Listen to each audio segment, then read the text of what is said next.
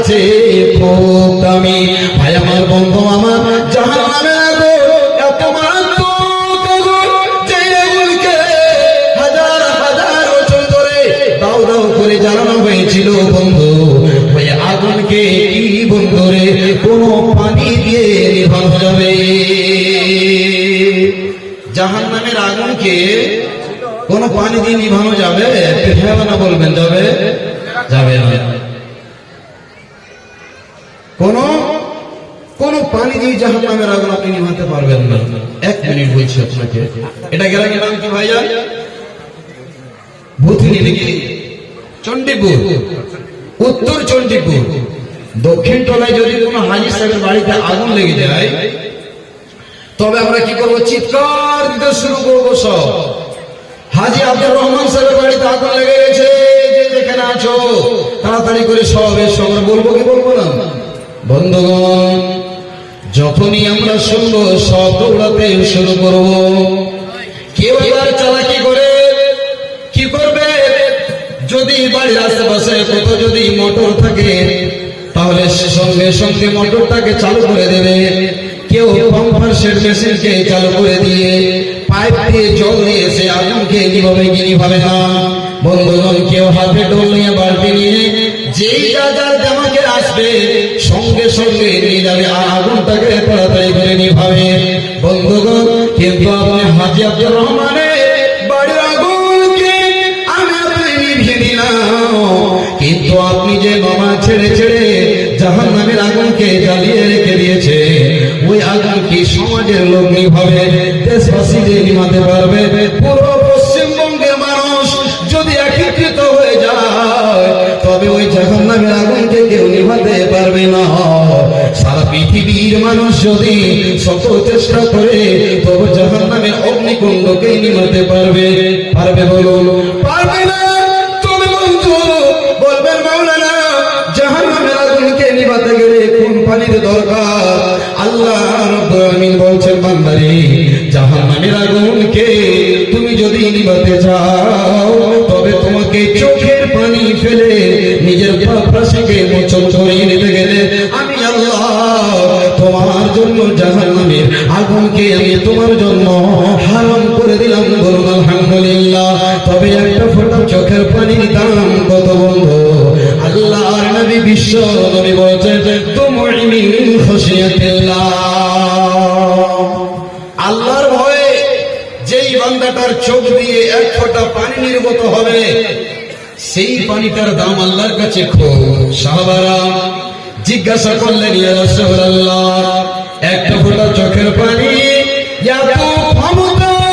আল্লাহর নবী গো, তবে একটা ফোঁটা বুঝলাম, দ্বিতীয় কাতরাটার কথা বুঝতে পারলাম না। নবীজি বলুন তো কি এমন একটা ফোঁটা? আল্লাহর নবী বিশ্ব নবী রহমাতুল আলামিন এবার বলছেন, সাহাবারা শোনো, ওয়াকাতরাত ওয়াদামিন তুরাকু ফি সাবিলিল্লাহ। আল্লাহর নবী বললেন, সাহাবারা, কেউ যদি দিন কায়েমের জন্য, কেউ যদি ইসলামের জন্য, দ্বীনের জন্য জিহাদ করতে এসে একটা ফোঁটা রক্ত মাটিতে ফেলে দিতে পারে, ওই একটা ফোঁটা রক্ত আল্লাহর কাছে খুব দামি, খুব দামি।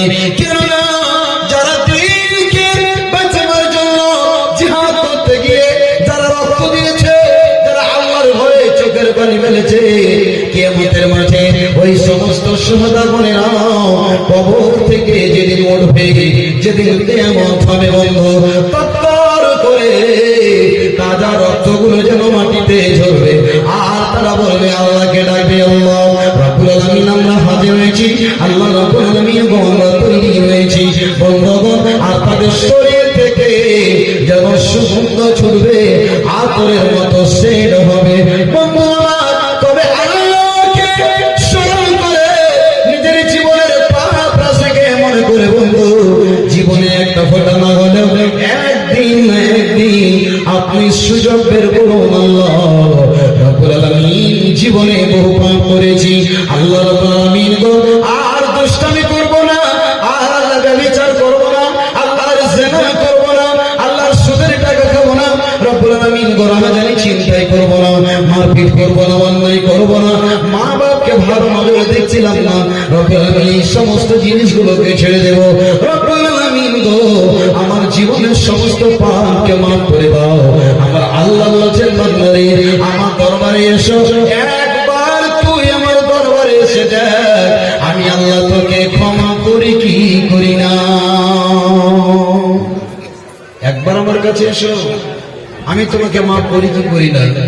বন্ধুগণ, আব্দুল আলিম 19,000 টাকা, 13,500 টাকা, 5,500 টাকা। আব্দুল আলিম সাহেব 19,000 টাকা দিচ্ছেন। ইনশাআল্লাহ দোয়া করব। আর 10টা মিনিট একটা আপনাদের সামনে বুখারী শরীফ থেকে একটা হাদিস শোনাবো। বুখারী শরীফ থেকে একটা হাদিস শোনাবো, ইনশাআল্লাহ আদায় তো হবে। আর আমি আদায় করি আলহামদুলিল্লাহ। ইনশাআল্লাহ নদীকে যাবো, তবে একটা কথা শোনো। এই যে আমরা আল্লাহর ভয়ে জীবনে একবার কাঁদলাম না, একটা ঘটনা তুলে দিয়ে আপনাদের সামনে তাহলে বুঝতে পারবেন। আজ আমাদের হৃদয় এত কঠোর, এত শক্ত, জীবনে একদিন কাঁদলাম না আল্লাহর ভয়ে, হাসতে হাসতে আমরা জীবনকে কাটিয়ে দিচ্ছি। বন্ধুগণ, আমি আপনি হাসতে হাসতে যেই গুনাহটা করছি অবহেলার সহিত, আমি আপনি কোন সময় ভাবি না আল্লাহ আমি যে খুশিতে আনন্দে আমি যে পাপটা করে নিলাম, একবার তো আপনি পিছন দিকে ফিরে দেখলেন না আল্লাহ রব্বুল আলামিন গো, আমার জীবনে এতগুলো পাপ করেছি আল্লাহ আমার ক্ষমা হবে কি হবে না। আজ আমরা কোরআনের কথা শুনলে আমাদের হৃদয়টা গলে না, আমাদের অন্তরটা গলে না। বিশ্ব নবী নিজে বলছেন, ইবনে মাসউদ রাদিয়াল্লাহু তাআলা আনহুকে, ইকরা আলাইয়াল কুরআন, ইবনে মাসউদ তুমি কোরআনটা তিলাওয়াত করো তো বাবু। আল্লাহু আকবার। ইবনে মাসউদকে আল্লাহ মধুর কণ্ঠ দিয়েছিলেন, মিষ্টি আওয়াজ দিয়েছিলেন। যখন কোরআন তিলাওয়াত করতেন এত ভালো লাগতো, এত সুন্দর লাগতো। বিশ্ব নবীজি বলছেন ইবনে মাসউদকে, ও ইবনে মাসউদ তুমি কোরআন তেলাওয়াত করো। এবার বলছেন, ইয়া রাসূলুল্লাহ, দয়ার নবীজি আপনার উপরে কোরআন অবতীর্ণ করেছে, আমি কেন তেলাওয়াত করব? আপনার উপরে যে কোরআন তেলাওয়াত, আপনার উপরে কোরআন অবতীর্ণ হয়েছে, আমার চাইতে আপনি বেশি মিষ্টি সুরে কোকিল কণ্ঠে আপনি তেলাওয়াত করেন। আল্লাহ নবী বললেন, মাসউদ রে, ও ইবনে মাসউদ তুমি তেলাওয়াত করো, আমি নিজে পড়ার চাইতে অন্য কেউ পড়তে গেলে আমাকে শুনতে অত্যন্ত ভালো লাগে। বলুন একবার সুবহানাল্লাহ। কোরআনের ভিতরে আল্লাহ যেমন মাধুর্য দিয়েছে, এমন মিষ্টি দিয়েছে। বন্ধুগণ, যদি আপনি নিজেই লেখাপড়া না হন, নিজেই লেখাপড়া করতে না পারেন, তবে এই উত্তর চণ্ডীপুর মাদ্রাসায় ইসলাহুল মুসলিমিন আপনার ছেলেটাকে পড়াচ্ছে। রমজান মাসে আপনি ডাকবেন, ওরে আমার আব্দুর রহমান বেটা আয় আমার সামনে, সূরা মুলকটা একবার তেলাওয়াত কর, সূরা বাকারাটা একবার তেলাওয়াত কর, বেটা রে সূরা ইয়াসিনটা একবার তেলাওয়াত কর। তো এত টাকা খরচ করে তোকে পড়ালাম, একবার কোনদিন আমার চোখের সামনে আমার সামনে সে কোরআনটাকে তেলাওয়াত করলি না। ভাই আমার বন্ধু, আমার কোরআনের ভিতরে আল্লাহ এত দামি দামি মাধুর্য আল্লাহ রাব্বুল আলামিন দিয়েছেন। বন্ধু, কোরআন শুনলে অনেকই, কোরআন পড়তে গেলে অনেকই। বলুন সুবহানাল্লাহ। কোরআন যদি আপনি পড়তে না পারে, কেউ যদি কোরআন তেলাওয়াত করে, আপনি তার পাশে পাশে বসে আপনি যদি কোরআনটা শ্রবণ করেন, আল্লাহ রাব্বুল আলামিন আপনাকে অনেকই দান করবে। এবার ইবনে মাসউদ বলছেন, আল্লাহর নবী গো, আমি কোরআন তেলাওয়াত করছি যখন আপনি বললেন, এবার ইবনে মাসউদ মধুর সুরে কোরআন তেলাওয়াত শুরু করেছে। আউযু বিল্লাহি মিনাশ শাইতানির রাজীম, বিসমিল্লাহির রহমানির রহিম, ইয়া আইয়ুহান নাসু তাকু রাব্বাকুমুল্লাযী খালাকাকুম মিন নাফসিন ওয়াহিদা। এই যখন সূরা নিসা পড়তে শুরু করেছে, এই পড়তে পড়তে পড়তে পড়তে ইবনে মাসউদ যখন চলে এসেছে, ফাকাইফা ইযা জিনা, এই আয়াতটি যখন এসেছে, আল্লাহর নবীর দিকে ইবনে মাসউদ বলছে, ফালতাফাতু ইলাইহি, আমি বিশ্ব নবীর দিকে লক্ষ্য করলাম। আল্লাহর নবী বলছেন, বাস বাস বাস ইবনে মাসউদ তুমি থামো, আর তোমাকে কোরআন তেলাওয়াত করতে হবে না। ইবনে মাসউদ বলছেন, আমি নবীর দিকে লক্ষ্য করলাম, চোখের কুলা দিয়ে যেন তরতর করে পানি বের হচ্ছে। আল্লাহর নবীকে ইবনে মাসউদ বলছেন, ইয়া রাসূলুল্লাহ, ইয়া হাবিবাল্লাহ, দয়ার নবী গো, কোরআন শুনে আপনার কেন চোখে পানি বের হলো? আমি বুঝতে পারলাম না। বিশ্ব নবীজি বলছে, ওরে ইবনে মাসউদ, তুমি যে কোরআনের আয়াতগুলো তিলাওয়াত করছিলে, ওই আয়াতগুলোর তরজমা আমি জানি রে। আমি যেটা জানি তুমি জানো না। ও ইবনে মাসউদ, এই আয়াতের তরজমা হলো এটা, প্রত্যেক নবীর উম্মতের জন্য আল্লাহ একটা করে সাক্ষ্য দেওয়া পেশ করবে, আর সমস্ত উম্মতের জন্য আল্লাহ আমাকে হাসরের মাঠে সাক্ষী রূপে আল্লাহ আমাকে দাঁড় করবে। ইবনে মাসউদ রে, আমি কাল কিয়ামতের মাঠে আল্লাহর কাছে আমি কেমন করে জবাব দেব? এই জন্য আমি আর থামতে পারলাম না, চোখের পানি। ভাই আমার, বন্ধু আমার, আজ আমরা শত শত অজস্র সময় পর জীবনে এক ফোঁটা কোনোদিন চোখের পানি বের করতে পারলাম না। বন্ধুগণ, আল্লাহ রাব্বুল আলামিন বলছে, আফামিন হাদাল হাদিসি তাজাবুন ওয়া তাযহাকুনা ওয়া লা তাবকুন। আজ আমরা হাসি কিন্তু কাঁদি না। হাসার সময় আছে, কাঁদার সময় নেই আমাদের কাছে। বন্ধু, যখন কোরআন আল্লাহ অবতীর্ণ করলেন, আর এই কোরআনের বাণী নবী যখন পৌঁছে দিলেন বেদিন মুশরিক কাফেরদের কাছে, তখন তারা খিলখিল করে হেসেছিল, আর তারা অবাক হয়ে গিয়েছিল। তারা হেসেছিল, কাঁদেনি। ঠিক সেই সময়টা আমাদের কাছে এখন এসে পড়েছে। আমরা মানুষ, আমরা ঠিক সেই রকম ব্যবহার দেখাচ্ছি। আজকে দেখুন, এই জালসা এখানে হচ্ছে, অজমসজিদ হচ্ছে, হাজার হাজার মানুষকে দেখে রাস্তাতে, দোকানে, পাটে, যেখানে সেখানে কেউ মোবাইল নিয়ে সেলফি করছে, কেউ আবার এদিক সেদিকে ঘুরছে, কেউ আবার গার্লফ্রেন্ড বয়ফ্রেন্ডকে নিয়ে ঘুরছে, আর বিভিন্ন কাজে তারা ব্যস্ত আছে। ভাই, ওই লোকটা একবার জালসার মাহফিলে সেও দেখলো না যে কি সেখানে আলোচনা হচ্ছে, বলে ঠিক না ভুল বলবেন? ভাই আমার, বন্ধু আমার, আজ আমরা জীবনে কোনদিন একটা সময় বের করলাম না। কেননা আমরা সব সময় শরীয়ত বিরোধী কাজে লেগে পড়েছি, যার জন্য আমরা কোন সময় নিজের জীবনের দিকে ফিরে দেখলাম না। পিছন দিকে যে পাপের পাহাড় খাড়ো করে দিয়েছি, পিছনে পাপের পাহাড় পর্বত খাড়ো করে দিয়েছি।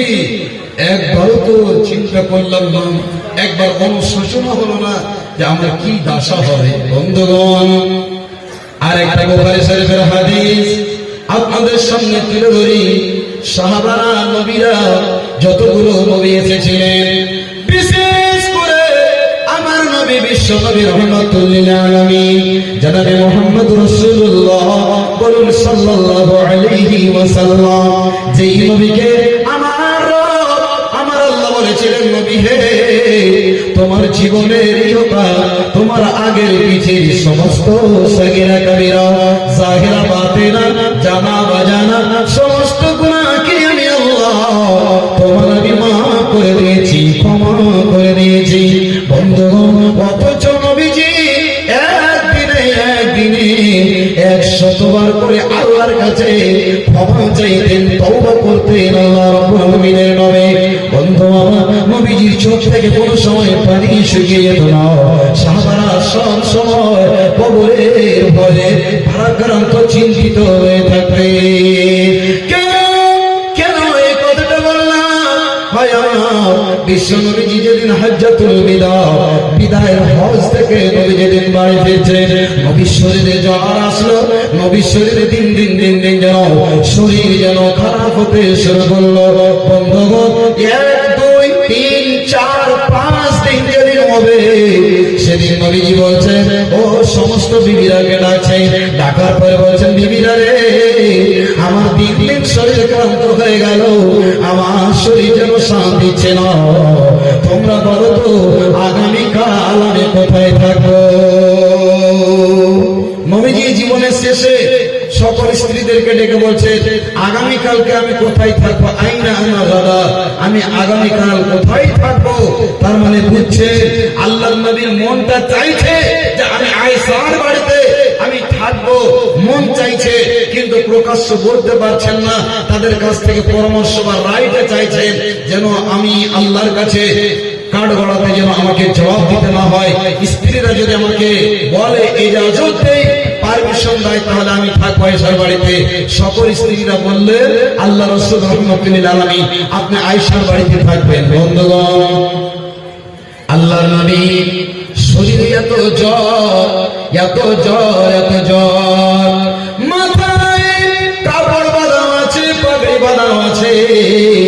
আল্লাহর নবীর পাশে পেয়ালাতে করে পানি রাখা আছে। আম্মা জান আয়েশা পাশে বসে আছেন, বিশ্ব নবীর মাথা আম্মা জান আয়েশার জানের উপরে রাখা আছে। বন্ধুরে, বিশ্ব নবীর মাথা আয়েশার উপরে রাখা আছে। আল্লাহর নবীর শরীরে এত জ্বর, এত জ্বর, কোন সময় হোশ, কোন সময় বেহুশ হয়ে যাচ্ছেন নবী। একবার বলুন সুবহানাল্লাহ। আজ যদি কোন একজন নামাজি মানুষ, পরেশগার মানুষকে বড় অসুখ হয়, বড় বেমার হয়, তাহলে আমরা লোকেরা দোকানে চকচহাড়াতে বসে আমরা কমেন্ট করি, কথা বলি, হ্যাঁ হ্যাঁ হাজি সাহেবকে কেন এত বড় বেমার হবে, নামাজি মানুষ কেন এত বড় বড় অসুখ হবে। অবশ্যই লোকটা কোনো পাপ করে রেখেছে, যার কারণে মানুষকে আল্লাহ চোখের সামনে এটা দেখিয়ে দিচ্ছে। এই কথাটা আমরা বলি কি বলি না? বন্ধুগণ, বিশ্ব নবীজি বলছেন, হে আমার উম্মতেরা শুনে নাও, যদি তোমার চলতে চলতে পায়ে একটা কাঁটা লেগে যায়, একটা কাঁটা যদি তোমার বিঁধে যায়, ওই কাঁটা লাগার কারণে তোমার যে কষ্টটা হলো, আল্লাহ রাব্বুল আমিন আপনার 10 খানা গুনাহকে মাফ করবেন। বলুন আলহামদুলিল্লাহ। এবং 10 খানা নেকি আল্লাহ আপনাকে দান করবেন। ভাই আমার, বন্ধু আমার, যারা মুমিন হবে, আল্লাহ দুনিয়াতে কষ্ট দিয়ে আল্লাহ তার পাপগুলোকে মাফ করিয়ে দেবে। ভাই আমার, বন্ধু আমার, এবার আমার নবীজি 5 দিন হয়েছে, নবীর শরীরে এত জ্বর, এত জ্বর। নবীজি বলছেন আয়েশা, ও আয়েশা, তোমার ভাই আব্দুর রহমানকে আমি দেখলাম, তার হাতে যে মিসওয়াকটা রয়েছে, ওই মিসওয়াকটা আমাকে দাও, আমি একটু মিসওয়াক করি। ভাই আমার, বন্ধু আমার, আল্লাহর নবী ইশারায় আম্মা জান আয়েশা বুঝতে পারলে মিসওয়াকটা নিলেন ভাইয়ের কাছ থেকে, রাসূলকে দিয়েছে। এতটুকু ক্ষমতায় শক্তি নাই নবীকে যে তিনি তাকে চিবিয়ে মিসওয়াক করবে। আল্লাহ রাসূলের শরীর এত ক্লান্ত, এত ক্ষীণ হয়েছে যে নবীজি মিসওয়াকটাকে চিবাতে পর্যন্ত পারছেন না। মিসওয়াকের কথাটা মাঝখানে কেন আসলো? আল্লাহ রাসূল বলেছেন, আন আশুকা আলা উম্মতি, আমি যদি আমার উম্মতের উপরে ভারী মনে না করতাম, তবে প্রত্যেক সালাতের, প্রত্যেক নামাজের আগে আমার উম্মতকে মিসওয়াক করা আমি ফরজ করে দিতাম। বলুন সুবহানাল্লাহ। আমার উম্মতেরা ব্যস্ত থাকবে কাজে, এই জন্য আমি এটাকে ফরজ করলাম না, এটা হচ্ছে সুন্নাত। বন্ধুগণ, আজ আপনি ফজরের টাইমে নামাজ পড়তে যাবেন, ওযুখানাতে যাবেন, তার আগে বিছানা থেকে উঠে গুল নিয়ে আপনি গুল দাঁতে ঘষে তারপরে ওযুখানাতে ওযু করে আপনি নামাজ পড়তে যাচ্ছেন। হারাম জিনিস মুখে দিয়ে আপনি আল্লাহর ঘরে যাচ্ছেন, ইবাদতটা কবুল হবে? হবে? জি না। গুল হালাল না হারাম? বলছে বলে সব মাকরু। এখনকার লোক বড় বড় ফতোয়া দিতে শিখে নিয়েছে, মাকরু বলছে, মাকরু। আরে মাকরু বলতে কোনো জিনিস নেই, একটা হালাল একটা হারাম, বাস, আর কিছু নেই। বন্ধুগণ, আল্লাহর নবী বিশ্ব নবী আম্মা জান আয়েশাকে বলছেন, আয়েশা, ইশারা করছেন, ইঙ্গিত করেছেন, আয়েশা রে, এই মিসওয়াকটাকে আমার জন্য তুমি চিবিয়ে নরম করে দাও। আম্মা জান আয়েশা কি করলেন? মিসওয়াকটাকে চিবিয়ে নরম করে দিলেন। দেওয়ার পরে নবীকে দিলেন, মিসওয়াক করলেন। বন্ধু আমার, তবে আয়েশা এই জন্য বলেছিলেন যে আমার মতো সম্মানিতা আর আমার মতো খুশনসিব আলী কে কমনি আছে? বিশ্ব নবীজি যেদিন দুনিয়া ছেড়ে চলে যাবে, সেদিন নবী থুথু এবং আমার থুথু দুই জায়গা, দুইজনের থুথু এক জায়গায় আল্লাহ করে দিয়েছে। তার মানে নবীজি মিসওয়াকটাকে নিলেন, চিবাতে পারলেন না, আমি চিবিয়ে নরম করে দিলাম। ওই মিসওয়াকটা নবীজি করলেন। ভাই বন্ধু আমার, এবার আয়েশাকে বলছেন, আয়েশা রে, বলো তো এটা সময় কিসে? আয়েশা বলছে, এটা হলো এশারের টাইম। আল্লাহর নবী গো, আপনার ইমামতির জন্য মসজিদের শত শত সাহাবা অপেক্ষায় অপেক্ষিত হয়ে আছে, আমার ইন্তজার করছে। আল্লাহ রাসূল আপনি কখন যাবেন, ইমামতি করবেন? আবু বকর আছে, ওসমান আছে, আলী আছে, ওমর ফারুক রয়েছে, সব সাহাবারা মসজিদে নববীতে জামাতের জন্য ইন্তজার করছে।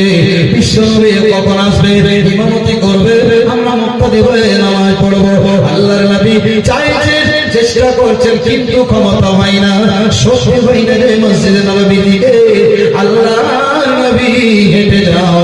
আল্লাহর নবী সাহাবাদেরকে ডাকলেন আর ঘাড়ে ভর দিয়ে মসজিদে নববীর দিকে এক পা দুই পা করে যাচ্ছে। বিশ্বনবী পায়ের আঙ্গুলগুলো জমিনে যেন ছেঁচড়ে